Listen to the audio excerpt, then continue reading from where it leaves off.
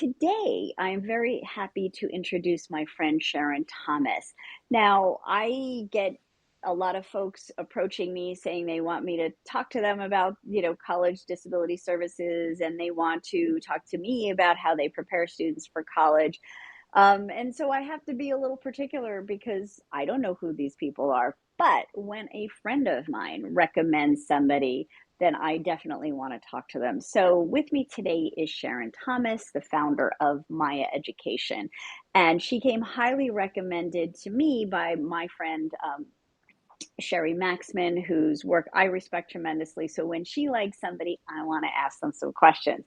So I have already had the privilege of meeting and getting to know Sharon.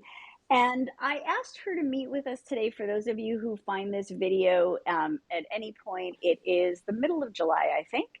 And this is the time of year when rising college but it is Monday. Let me try that again. It's the time of year when rising high school seniors are doing their college searches and putting schools on their list.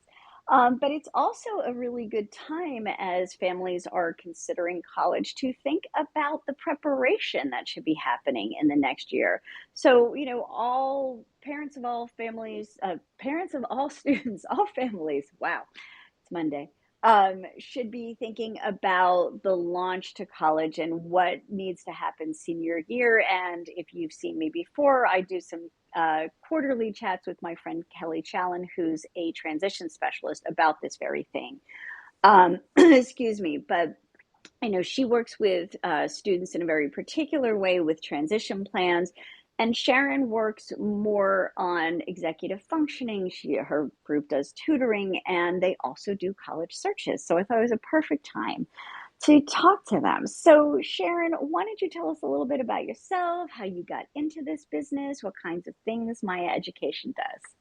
Sure. Well, thank you so much, Elizabeth, for having me with you today. It's always a pleasure to speak with you as well. I equally have very high regard for your work and grateful to be here. So, in terms of my Education Resource Center, which I founded 17 years ago, we started working with students are neurodivergent, and our specialty was really looking at educational planning for students. That was started in terms of a K through 12 model. And then as our families turned to us for continuity, we realized that the college piece was something that we could do well. And so we did hire Nick Kruder full time. So he is our college placement advisor, and he's worked for Tufts Admissions and Davidson's Admissions, and is very knowledgeable about how students read, as we say, and Mm, what we are hoping for in terms of students not just getting in, but also thriving. That's very important to us. It's equally important to us that as we work with families on educational planning, whether we're offering tutoring, school placement, college placement, executive function coaching, test prep, that we are being very intentional about what it is we're doing with students. We don't want to waste any time.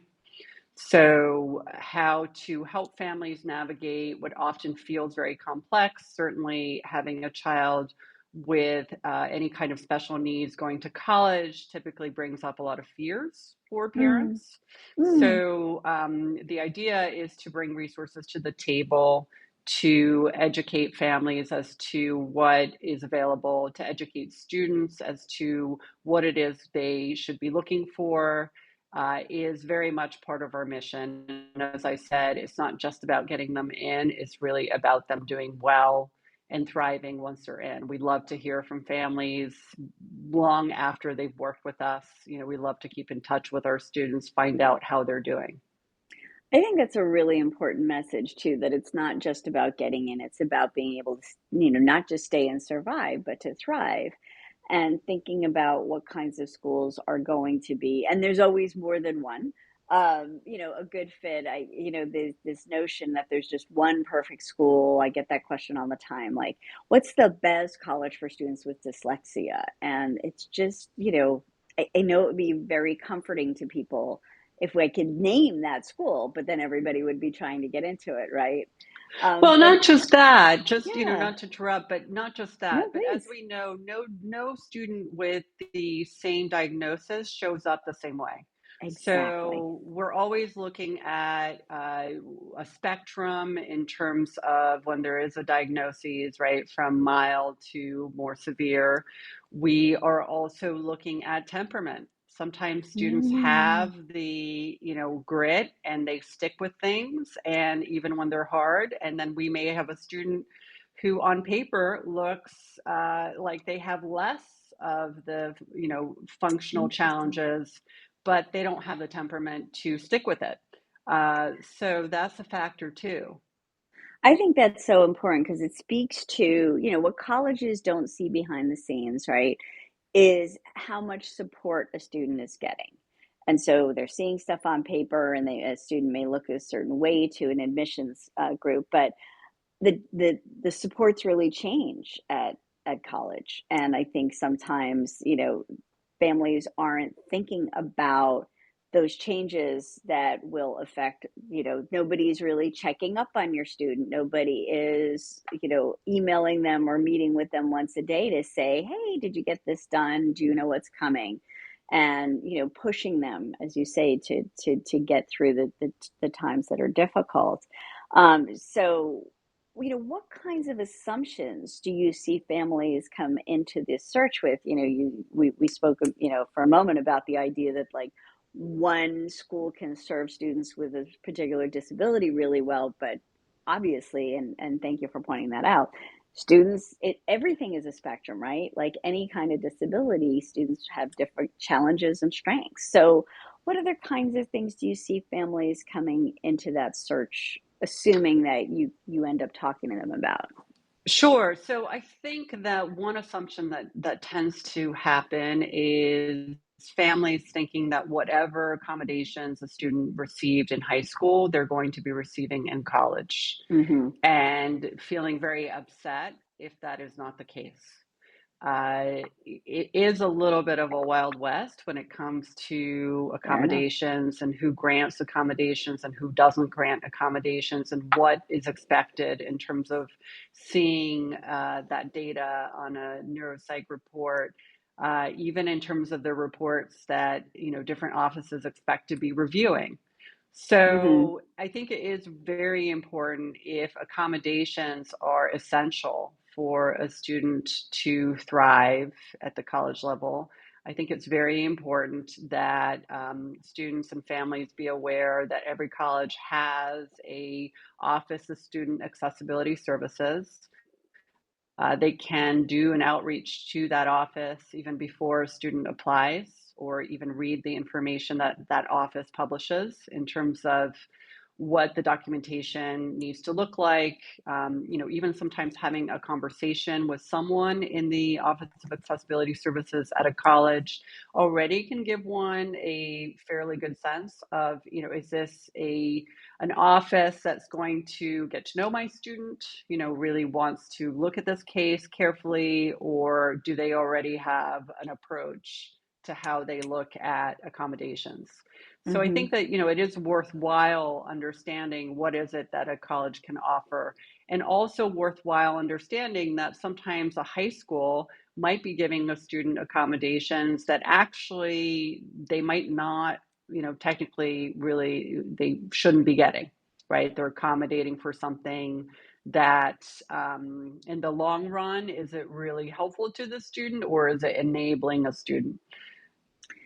Yeah, and I want to jump in here just for those who are coming to this with no background, idea of how things work at the college level. As Sharon said, every college in the country has to have, and it may not be even an office, but somebody in charge of providing disability accommodations. And so, um, as long as a college accepts federal funds, and there are all sorts of federal funds, there are Pell Grants, there's GI Bill money, is federal research dollars, which really means all the colleges in the country, except maybe literally a handful, um, maybe not literally, but there's just a select few.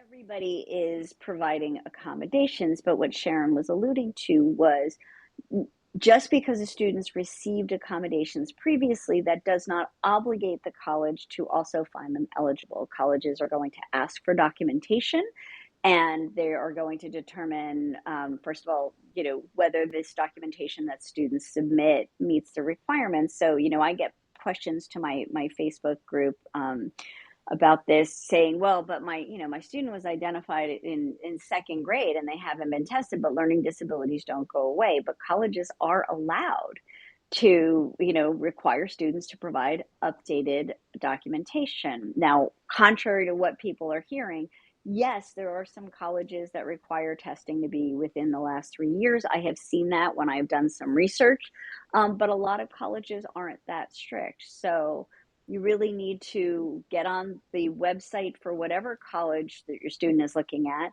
and you'll be able to see the documentation requirements. Now, even if your student has the paperwork that the school requires, they may look at the scores and the total picture and decide that they're not eligible. And that's not something I can give you stats about. But sometimes when students have been accommodated and found eligible at their school, because there's a difference between their highest scores and their lowest scores, but their lowest scores are still in the average range, that might be a student who doesn't get accommodated at college. And then another point that Sharon has made, and I can clarify a little bit more as somebody on the college end of this transition, there are some supports that colleges are, high schools, excuse me, might be providing that colleges generally don't. So in this large longitudinal national study that was done a bunch of years ago, 72% of those students who went to college were getting extended time to get their work done, to get assignments finished. 72% were getting that in high school, and only 6% got it in college. And then there are other supports like, I just mentioned, professors are not going to be checking up on students, checking in with them. They're not going to be reporting to parents about whether students are coming to class or, they're doing their work. It's not disability services job to send your student a weekly email and see how they're doing and report back to anybody. So these kinds of things that you can start to educate yourself about, and as you work with your student on the search, you can ask about these questions. Ask these questions or accommodations that your student does receive now in high school, and say, are these the kinds of things that you do? Now, be aware that college disability services offices are often working very hard to support the students that are currently enrolled. And so they're also probably going to say to you, I can't tell you whether your student Elizabeth would get, and these accommodations, because I don't have time to review her paperwork because we're so busy, serving our other students. And if that matters to your student, maybe that's the school they scratch off their list. But there will be a lot of schools who don't have the ability to guarantee your student what accommodations they'll get if they enroll there eventually, next spring. So, approach this with a real sense of curiosity and, get the answers you're looking for, but be aware of the limitations some of these disability services offices have as far as how many people, students they can handle, that want to talk to them versus how many are currently enrolled and they're required to serve. Anything you want to add on to that, Sharon? Well, I would say that sometimes for families, there is a little bit of a concern, right, about like how do we start the search? How do we Mm, start the college search? Here's our student. Our student has gotten, let's say good grades, has thrived in this particular program. How do we continue that trajectory for them? Or the reverse mm, may be happening. The student isn't thriving. And so mm, what should we be thinking about in terms of that transition? And there are a couple of things to keep in mind. With certain students, there might be a lag in maturity. mm, And therefore, when we're looking at a student, let's say who's 18 and expecting, or 17 or 16, expecting let's say, executive function skills, which tap into, as many of us know, things like time management, organization, planning, prioritization, what I call everything we need to do for school and life, right, to be able to function. So there might be a lag, right? We might be looking at a student who is functioning, 2 years behind developmentally. Right? Pretty typical Um, for ADHD, certainly. yeah. So it is important to understand, how do we meet students where they are in that particular moment in time. I So like I am that. not in favor of scaring students into growth, because I don't think it works. I think that Mm-hmm. students who can't do something, more often than not, it's not just about unwillfulness to not do it. It really is, there's something standing in the way, right, to being able to execute. Students can look around, they can see their peers, they can see what peers are able to do and what they may not be able to do. So I do think it's important that we look at what are the skill gaps for students Mm-hmm. when we're starting to think about college. Where are they? Not just with their academic skills, reading, writing, math, but where are they, executive function skills? Where are they emotionally? Right? And what are some of the things with time that we want to make sure we're giving students, as opposed, I call often, when students have executive function struggles, I often see that there are what I call borrowed frontal lobes. So there's sort of a team surrounding a student, Sure. right? Reminding them to get stuff done, Mm-hmm. racing down the highway with the project because the project Sure. was, forgotten at home. And these are all natural things. I think as parents, we want to protect our Mm-hmm. kids, but it is important to look at, where are the gaps here, and what are some of the things that we can do to address those gaps. Maybe they won't be entirely closed by the time they go to college, but what are some of the things that we can incrementally start to work on, and where are natural consequences possible, right, where it doesn't mean sort of big life altering uh, situations because of a big consequence. But an assignment that doesn't get handed in, missing an outing because things, just weren't done on time. What are some of those natural consequences so that the conversation can start happening earlier, right? About, yeah. Oh my goodness. If I mean, for folks who are watching, if you've not read Jessica Lahey's The Gift of Failure, that is one of the best books, for parenting about exactly what Sharon's talking about, and allowing the students to experience the natural consequences of those smaller failures, so that when we're getting up to the big stuff, you've addressed it, where the student is, they understand what their actions or inactions will lead to. And it's funny that you say that. I spent a couple of hours last week for my college disability services job. um, I have to write a note every time I do outreach to a student. And so there were, at least 2 dozen students that I emailed in the spring and said, you are eligible to meet with a learning specialist like myself or my colleagues. Let us know when you're available. Here's what, and they just never responded. And I don't know if they are just, overwhelmed with email and they missed this opportunity. But, I'm not going to go to their dorm or apartment and knock on the door and say, hey, do you want to meet with us? Like, that's a responsibility they have. And they have to be able to manage, unfortunately at college, like overwhelming amounts of emails. So maybe there's a strategy about filtering and folders and, a couple of times a week, administrative time to do that stuff. Go ahead. Right. So it is helpful to work backwards when thinking Mm-hmm. about what do students need to be able to do their freshman year of college, their first semester of college, and then work backwards in terms of the skills.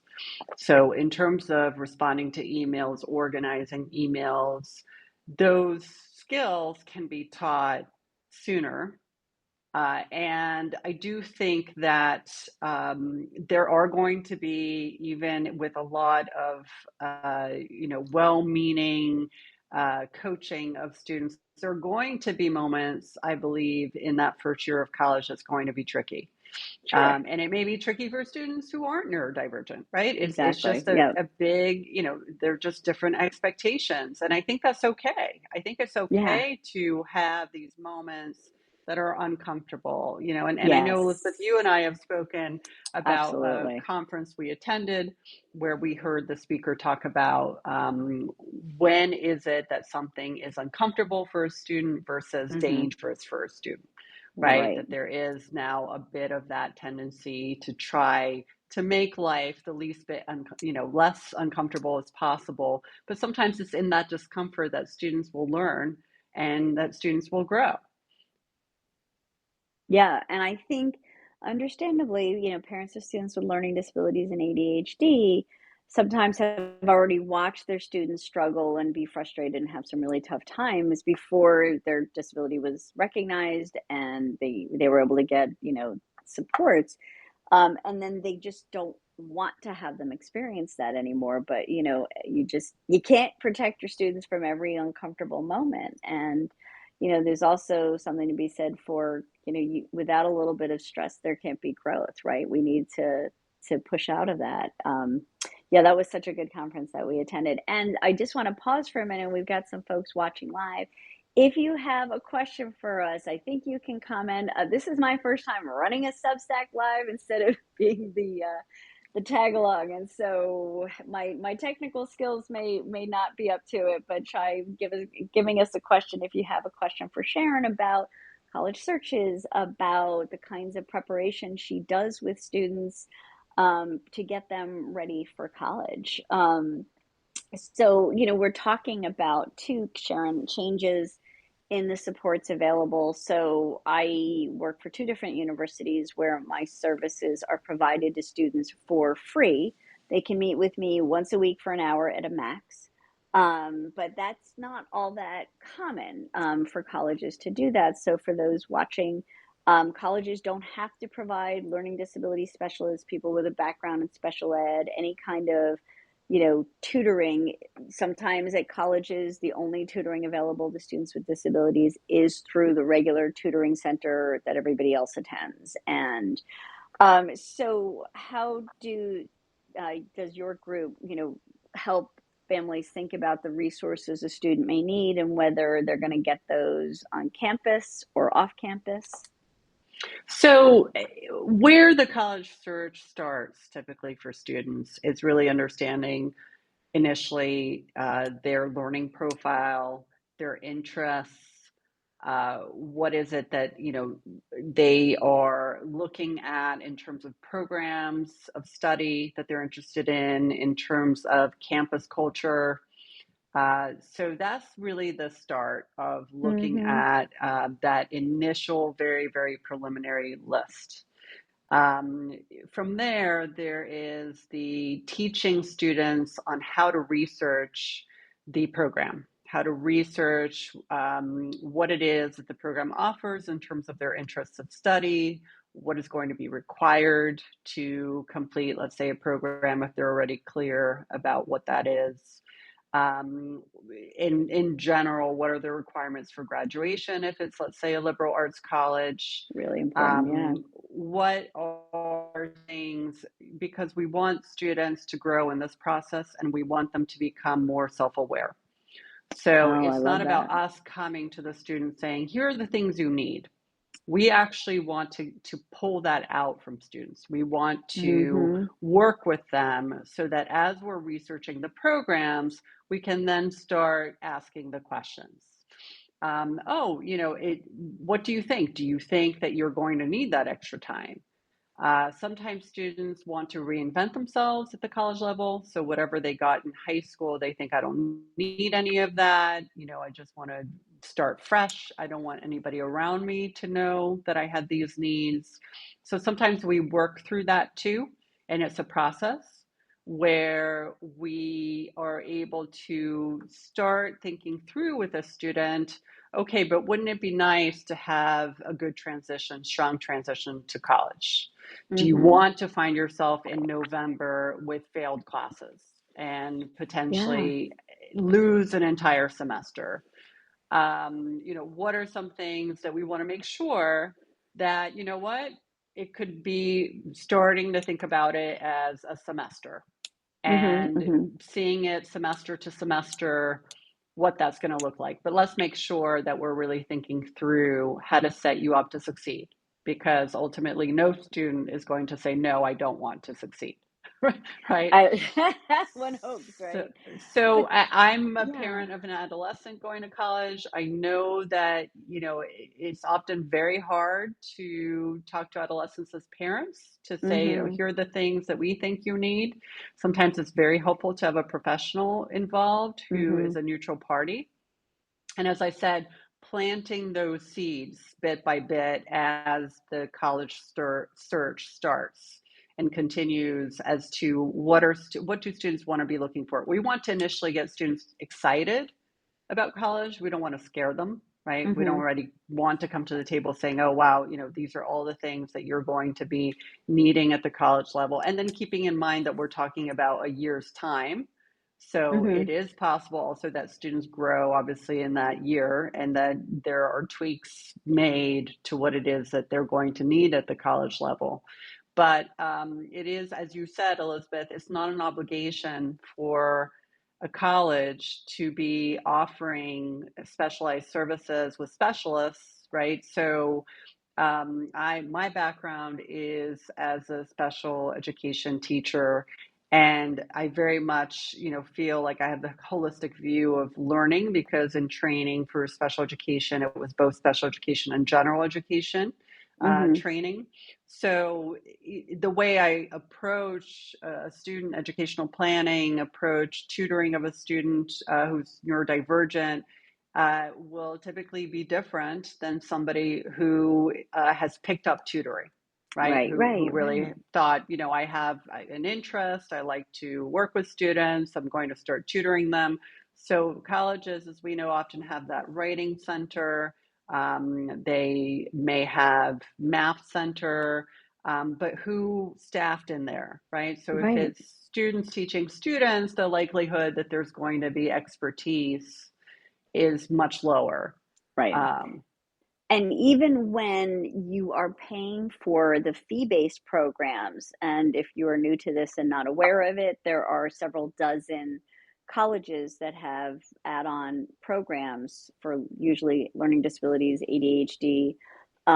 The autism programs I don't really know about, but I know for the LD and the ADHD, there's no requirement in the law that whoever those folks hire have a background like you would expect, Sharon and I both do. I also have a degree in special ed. So they can hire anybody they want to work in this program that you've paid extra money for. And this is not to denigrate the expertise or, and effectiveness of folks working in those programs. But if you are paying for a program, it's important to be aware, at least, that, whether you have expectations for who they'll hire and whether the people in the program actually have that background. So I will make myself a note. I have on my main blog, which is not here on Substack, it's over on my website, two posts about fee-based college learning disability and ADHD programs, where I interviewed directors of three of these programs to kind of get a sense of what they do and don't offer, and what expectations they have for your students as well. What it's not just about what they're doing for your students, but what happens if your student keeps missing appointments. And you can learn more about those programs too in step 5 of my book, which I foolishly did not put here. It's not. This is what happens when I start the week on with a video on a Monday. Um, 7 Steps to College Success: A Pathway for Students with Disabilities, which talks all about the changes in the laws and accommodations, the preparation your students need, how they can look for colleges, and documentation they need, and how they get access to accommodations. So Sharon, I was thinking about that level of awareness. Have you worked with families where the student, doesn't feel that need for support? And is it, and this parents see it differently? Is it sometimes because the students not aware of how many adults are supporting them and how much has been put in place?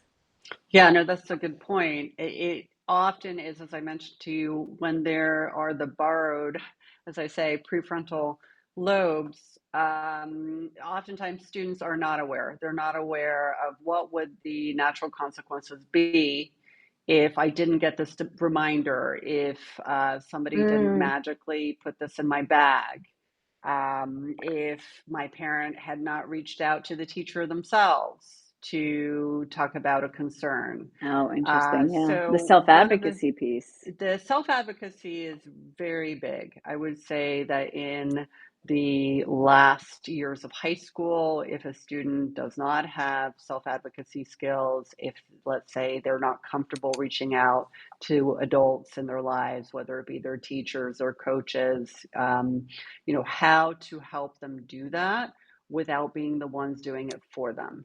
And it could literally be sitting next to a student, helping a student draft an email. It could be, let's rehearse this, let's practice. You're going to go Hmm. to school, you want to speak with this person. What are some things that you want to tell this person and ask for? And to help students understand what's appropriate versus inappropriate. So, So important. inappropriate would be, at the 11th hour to write that Right. email to a teacher to say, oh, I can't hand in the assignment tomorrow morning. Hmm. Right, expecting sort of, here's the diagnosis, here's my label. Everybody should understand that label and not ask things of me. Oh, that's so Um, interesting. Yeah. and Wow. so one of the things that I did mention is that we also offer a resource in terms of what to think about in that transition to college as a guide. And it is a free guide that can be downloaded from our website, myaeducation.com. And And Maya that's is MAIA. M-A, yeah, M-A-I. MAIA education.com. So under workshops, resources, there is a transitions guide that can be downloaded. And that, certainly is not going to be as comprehensive, Elizabeth, as your book. But it is also a little bit of that blueprint of, how do I start to think about this? How do I structure this? As parents, I know we want our kids to always be succeeding. So doing things that will promote that independence, that self-advocacy, is very important. But I have seen your resources and I recommend everybody download them. And I do want to say, because I'm on the college end of this transition, I'm only working with them once they're here, so to speak. And that's why I love to talk to people working on the high school end, because they work with students and families in ways that I don't. And so the more information you can have, and Sharon offers this stuff for free, be sure to download her information. You've got two different resources, don't you? We do. We have a guide that focuses in on transitions to college, and then we have a guide that gives an overview of what executive function That's really coaching, good. what does It's really that skill building look like for right. a student. And And this both is are the time. downloadable for free. Yeah, and I think this is really the time to think about it, because, there's a research study that was done, I think it's like 12 years ago, and part of it was focused on, or maybe the whole thing, it's been a while since I've reread it. It was about students using assistive technology once they got to college. So in a lot of situations, if your student is getting copies of notes from a teacher in the high school because they struggle with note taking, they may not get approved for copies of a peer's notes at college. And I actually have seen an example where a professor was required to provide notes to a student. That's, by the way, very unusual, is my understanding. There's no stats on that, but I don't see any of my colleagues saying that's what they do. So instead, there are different ways students get accommodated with note taking. And one of them might be they get permission to record. And now with technology and software, they might get access through the school to one of these AI programs that records the lecture, creates a transcript. They might get accommodated with e-text so it can be read aloud to them. But the point about this study is they found that a lot of students, weren't using this stuff because they didn't have time to learn to use it. And so when we think about executive functioning, colleges are now calling some people academic coaches, or they're hiring people that are called executive functioning coaches. Be aware there's no degree anybody can get in executive functioning coaching. There's not a master's or an undergraduate degree. And so colleges can call anybody they want an executive functioning coach. But your student may be so overwhelmed at college that sort of the horse is out of the barn a little bit once they get there. And they may not get to those appointments. They may not make those appointments to meet with somebody if they feel overwhelmed. And so working with somebody like Sharon and, to when they're still in high school is a much better way to approach this transition, because then your student will already have spent the time developing those skills. Right. And one of the things, back to the point about students who struggle, and that often what we see is that this is not intentionally something students don't want to do, it's actually that Mhm. they can't. So one of the Mhm. things that sometimes students can struggle with are things like task initiation.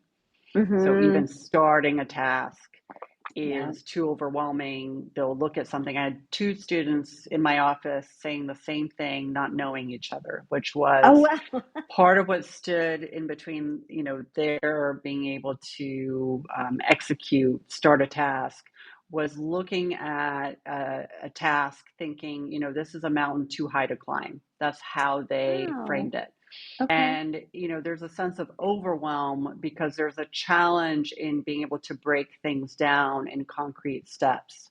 So when we Mm. say to a student, uh, go check out the Office of Accessibility Services, for them, that might be really overwhelming, right? They don't Yeah. understand, how do I break that task down? Where do I even begin to find the information and identify the person? What are the steps that I need to take? So breaking things down into steps is Mhm. often one way to think about how to help a student. So at the Right. at the high school level, as I mentioned, if they're struggling to reach out to a teacher, maybe they need somebody sitting next to them saying, hey, here's how we're going to do this, right? What are Yeah. you going to write? What is going to be on that subject line? What is the approach? What is it ultimately that you want to get out of that conversation? So um, when we're talking about executive function coaching, it's really important that we understand that it has to be goal driven, that we Oh, I are love that. targeting Yeah. very specific goals with students, that we're breaking down those goals so that they are achievable, and we're keeping students accountable. And the idea Mhm. being that through the practice of that skill and being accountable to a coach, eventually that becomes part of muscle memory, that becomes internalized for students, and then they are independent with it, I right? They love don't need that. to overthink Yeah. it. And I want to just mention there's some very cool resources online that I refer my college students to.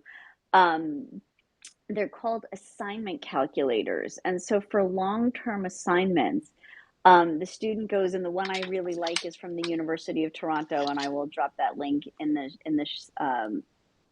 the description under this video eventually. Um, they plug in when they're going to start the paper, when the paper is due, what kind, there's a drop down for what kind of paper it is. And the program generates a schedule for them to follow. And what's cool, because so many of these are hosted through the university's library, it often links to resources for the student, like how do you pick a topic? So it isn't even just the schedule. It's all, and broken down into the pieces of decide on your topic, do some initial research, write a first draft, get some feedback. These are great tools if your student can't work with an executive function coach.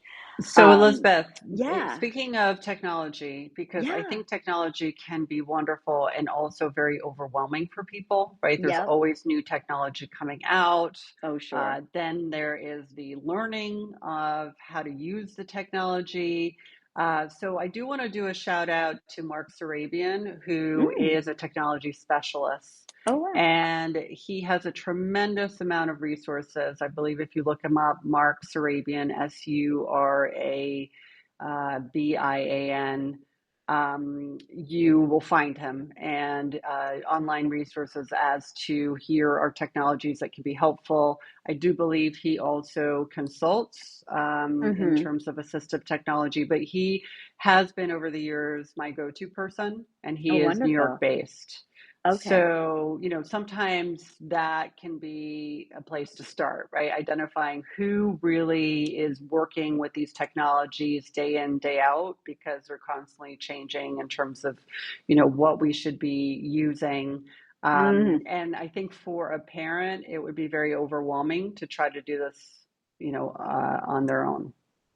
Um, yeah, I mean, the number of times I've been asked, like, what's the best app for and fill in the blank? And first of all, in the time it took them to ask me that question, a new app came out. And as you pointed out earlier, the app that works is the app your student's going to use. And so just because somebody says this is the best possible app for, keeping your calendar, if your student doesn't like it, it's not the best app. Right. Um, And yeah, with executive function coaching, it's not, as alluded to, it's not an exact science. right. And so it is important, number one, that it be goal driven, that students I love are that. being given tools, that they're able Mhm. to practice skills using those tools, and that eventually they're using those tools consistently. They're practicing skills. The skills then become automatic for them. They no longer need the coaching. What often happens with executive function coaching is that it becomes homework help. So it is that is not executive function coaching. If a Mhm. student is getting homework help, they're getting support with content. Those things Right. are important. They may need that, but we do want to understand what skills are they learning. What tools are they using? So not just that they're being introduced to tools, but they're actually using tools. And we want to be able, before students go to college, as I mentioned to you, to identify those skill gaps, but also identify what are we doing about those skill gaps? Mhm. Where's the progress here? If we are putting in these services, how is the progress being monitored? If we Mhm. have very specific goals that are weekly based, then that's something that can be tracked. And that's a way to monitor progress. Is the student handing in all their assignments? Are they able to take care of their things? Can they manage time? Are they able to self advocate, right? We are Mhm. able to measure those things when we have a concrete goal or goals. Yeah, I mean, so would you say that when families are talking to a potential executive function coach they want to hire, they should ask some questions about how these folks work with students? Are there any like telltale things that they should ask to kind of get at Sure. So, that? as I mentioned, they should hear goals. They should hear that an executive function coach is understanding what are skills a student needs to learn. So, asking questions about how do you identify that, right? So, one way to identify the skills a student needs to learn is a combination of looking at school reports, looking at are there evaluations for a student, interviewing the student, having the student self-rate on where they think they are with their Oh. executive function skills vis-a-vis where the people around them are saying they are with their executive function skills. So what is the level of self-awareness? So you want to know that a coach understands how are they going to identify what the goals are. The goals should be a combination of a conversation with students and a family, but ultimately there has to be expertise coming from a coach who says, yes, these are the things, there may be a laundry list here, but here are the things that we're going to prioritize, and here's why. And then Mm. from there, to be able to very clearly, in a transparent way, talk about what are the tools that I'm bringing to the table to try with this student. What are the tools that they are using? How is this tool helping with developing a particular skill? And how is it that I'm going to measure that? It is, often the measurement comes from observation. It comes from, again, if I expect students to hand in all their assignments this week, right? How often were they able to do that? If there's a specific goal as to, students are going to be better organized with their materials, and we're teaching them how to do that. We're teaching them how to study, how to approach a particular assessment. What is the result on that assessment? So, those are the kinds of things that families can and should ask. There shouldn't be a sense of time is elapsing. I'm not seeing any progress from my student. I really don't know what's going Mm, on. Like, it's okay for a parent to ask. It's obviously often money that's being spent towards sessions, yep. and we really want to maximize on that time. Yeah, I mean, you should be getting what you're paying for, right? And that's why I love what you said about, the coach establishing goals. What, is the goal to just rescue them the whole time? Or, can this coach articulate that by this point, the student will be able to do X, Y, and Z? I think that's really, really helpful. Do you find that sometimes you have to get parents to back off of that support that they've been providing? Do you find they're sometimes not even aware that they're doing it? I think so, and I can speak as a parent myself. I think that I think parenting number one is hard. And so, as I always say, I was the best parent before I became a parent. I had the best advice. We're all we teachers.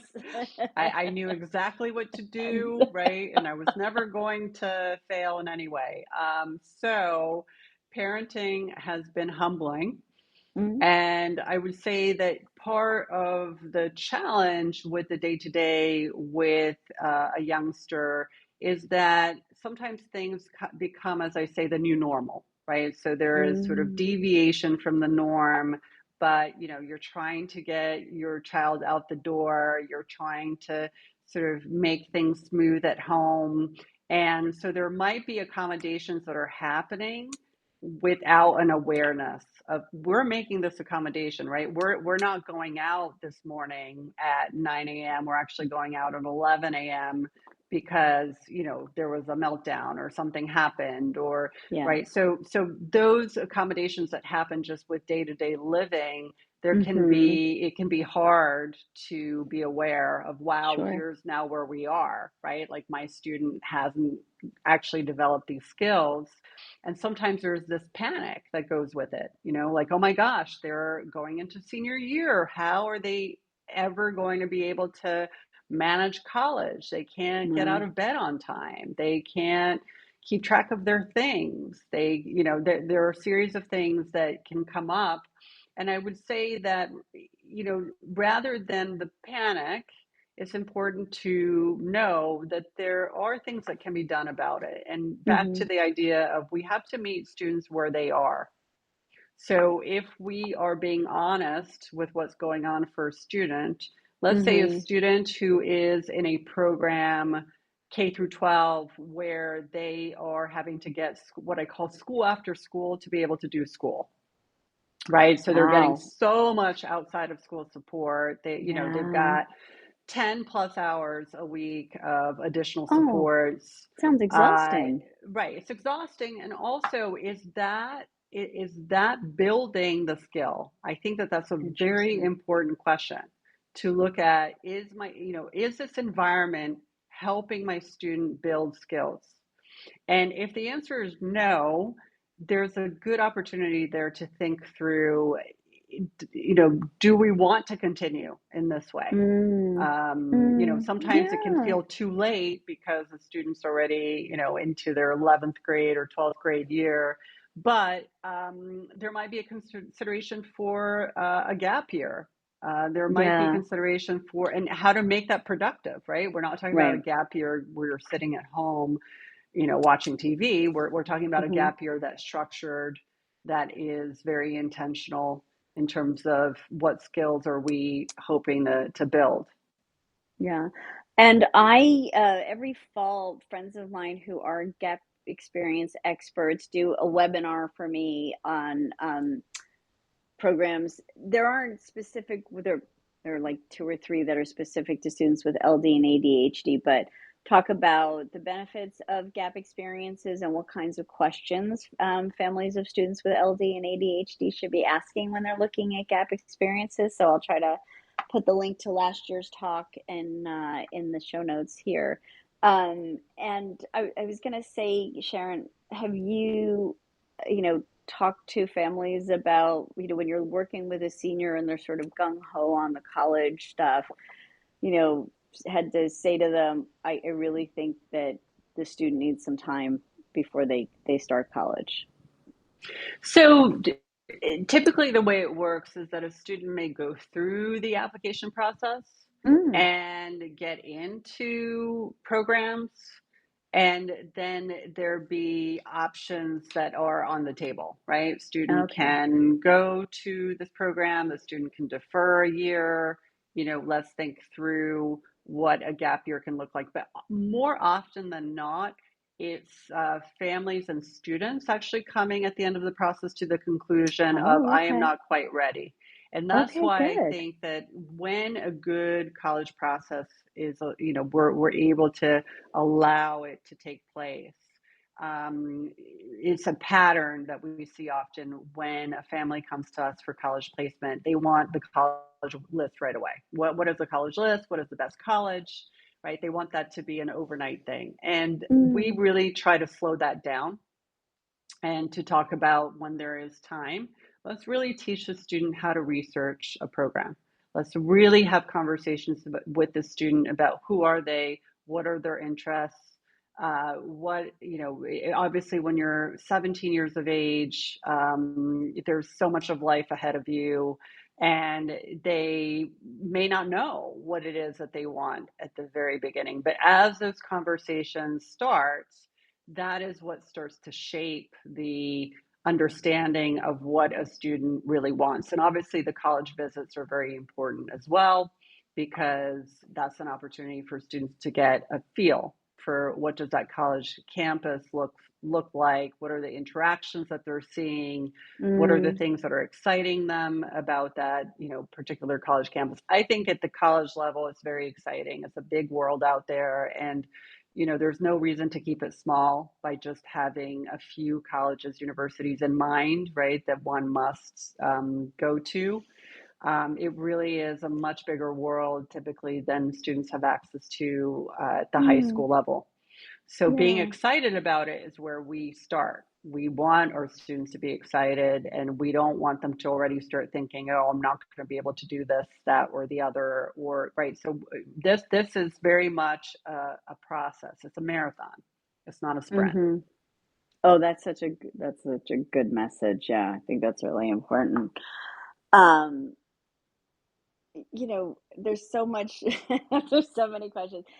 Last chance, though, if you're watching us live, if you have a question, we're going to wrap up soon. So, give it to us.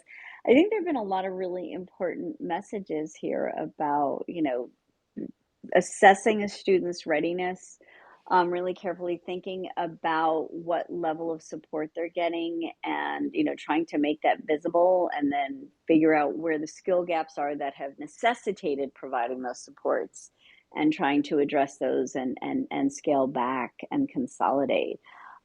I think too, your students aren't always going to be on the same page with you in assessing their needs. And actually, I will put this too in the comments. I have a free form that you can use, even if you're not talking about college searches yet. What I think can be illuminating is seeing what students' self awareness level is. And one way to do that is to give them a college disability services questionnaire to fill out. And so I recently updated one of my posts here on Substack about students needing to specify when they register for disability services and accommodations at the time that they've been accepted and enrolled. um, what I've seen students do where we have a question that says, what accommodations are you requesting? Elizabeth, the student might say, well, please see the end of my, neuropsych report for that information. And they don't list the things that they want. Now we're going to bounce that back to a student and say, no, no, you need to make specific requests, but I think it's not out of laziness. I think sometimes students don't know what the accommodations they're using. And so on my website, there's a link to a free form, just a practice form. It's not any real colleges form, although you can access some of those online. Some of them require a student ID number, but you can ask your student to fill that out and see how much they know about what accommodations they're receiving. And so that's one way to kind of get a sense of how invisible some of this stuff may be to them. I don't see any questions from folks who are joining us, watching us right now. So, Sharon, is there any last message you want to leave with folks who are watching this now or later on? So again, our approach is very optimistic. I love that. We are excited for students, and we're here to be a resource and to work through this process with a student, with a family. We always see it as an honor. It's exciting. Students start in one place, they end in another place. All of our students, we've witnessed growth Mm, as they've engaged in it. We had a wonderful case recently of a student who started with us her sophomore year, and she didn't want to talk about colleges at all. She was really panicked oh, about it. And slowly but surely, we were able to put programs before her and teach her how to research the programs. And she's off to a great college and very excited, and she's grown a tremendous amount, and that's extremely rewarding to see. So, as I mentioned, we do have some free resources online at maiaeducation.com, MAIA education.com. And we do have a transitions guide that can be downloaded. We do have an executive function guide that can be downloaded. And we are also available for contact. If you email info@maiaeducation.com, you can reach me and my colleagues. And we do hope that if we can be of help, you will reach out. and I would think that you would want to do that. And so be sure to download those resources. I'm going to put some others in the comments here. I also want to, since we're doing this on Substack, remind folks that my friend and colleague Kelly Challen, who's that transition specialist that we talked about, has a lot of posts about developing self-advocacy in students and a great checklist of 31 skills students need for college. So there are a lot of really smart experienced people offering resources that are out here for you guys to get access to. And so there isn't any reason to be worried. I think that some of the stuff we've discussed today, Sharon, can be concerning to families. Maybe it's not the most comfortable discussion they've ever watched. But I think knowledge is power, and have you seen that kind of change with some of your clients' families? Sure, absolutely. So, knowing what the future looks like allows you to, plan back up, and you used a great expression, I've forgotten it already. But basically work backwards, I guess you said. So knowing what the college environment looks like, have a look at, what's happening for your student right now and assess where those gaps are and what can be done to fill them. And so with that, Sharon, as always, it was such an interesting conversation. I learned something from you every time we talk. So thanks for joining us, everybody, and have a good Monday. Thank you so much. My pleasure.